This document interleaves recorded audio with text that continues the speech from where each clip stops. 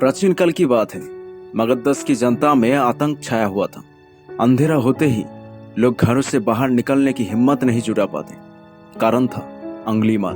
अंगुलीमाल एक खूंखार डाकू था जो मगध की जंगल में रहता था। जो भी जहांगीर उस जंगल से गुजरता था वो उससे रास्ते में लूट लेता था और उसको मार के उसका एक उंगली काट कर माला के रूप में अपने गले में पहन लेता था। इसी कारण लोग उससे अंगुलीमाल कहते थे। एक दिन उस गांव में महात्मा बुद्ध आए। लोगों ने उनका खूब स्वागत सत्कार किया। महात्मा बुद्ध ने देखा वहां के लोगों में कुछ डर सा समाया हुआ था। महात्मा बुद्ध ने लोगों से उसका कारण जानना चाहा। लोगों ने बताया कि उस डर और आतंक का कारण है डाकू अंगुलीमाल।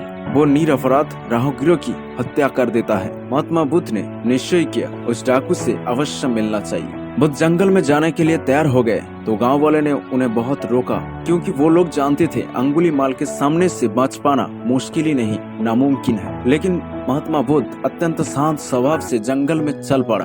तभी पीछे से एक कर्कश आवाज कानों में पड़ी, ठहर जा, कहाँ जा रहा है? बुद्ध ऐसे ही चलते रहे, मानो कुछ सुना ही नहीं। पीछे से और जोर से आवाज आई, मैं कहता हूँ ठहर जा। बुद्ध रुक गए और पीछे मुड़ कर देखा। एक खूंखार काला व्यक्ति खड़ा था। लंबा चेहरा, शरीर, बड़े हुए बाल, एकदम काला रंग, लंबे लंबे नाखून, लाल लाल आंखें, हाथ में तलवार लिए। बुद्ध ने शांत स्वभाव मधुर सुर में कहा, मैं तो ठहर गया, भला तुम कब ठहरोगे? अंगुलीमाल ने बुद्ध की चेहरे की ओर देखा।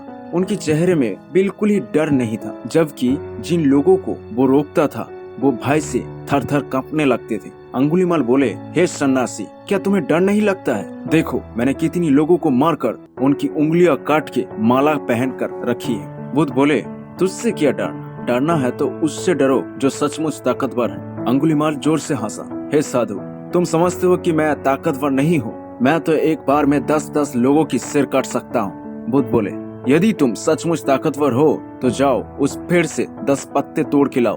अंगुलीमाल ने तुरंत 10 पत्ते तोड़ के लाए और बोले, इसमें क्या बहादुरी है? मैं तो इस पेड़ को काट सकता हूँ, तुम्हारे कदमों पे ठहर सकता हूँ। बुद्ध ने कहा, नहीं, पेड़ उखाड़ने या तोड़ने की जरूरत नहीं। यदि तुम वास्तव में ताकतवर हो तो जाओ इन पत्तों को पेड़ में जोड़ दो। अंगुलीमाल बहुत ही क्रोधित हो गया और बोला, भला कहीं टूटे हुए पत्ते भी जोड़ सकते हैं? बुद्ध ने कहा, तुम जिस चीज को जोड़ नहीं सकते उसे तोड़ने का अधिकार तुमसे किसने दिया? एक आदमी का सिर जोड़ नहीं सकते तो काटने में बहादुरी कैसे? अंगुलीमाल अवाक रह गया। वह महात्मा बुद्ध की बातें सुनता रहा। एक अनजानी शक्ति ने उसकी हृदय को बदल दिया। उससे लगा कि सचमुच उससे भी कोई ताकतवर है। उससे आत्मग्लानि होने लगी। वो बुद्ध के चरणों में गिर पड़ा और बोले, हे महात्मा, मुझे क्षमा कर दीजिए, मैं भटक गया था, आप मुझे शरण में ले लीजिए। भगवान बुद्ध ने उसको अपना शिष्य बना लिया। अंगुलीमाल उस दिन से भगवान बुद्ध की शिष्य बन गया। एक दिन अंगुलीमाल एक गांव से गुजर रहे थे।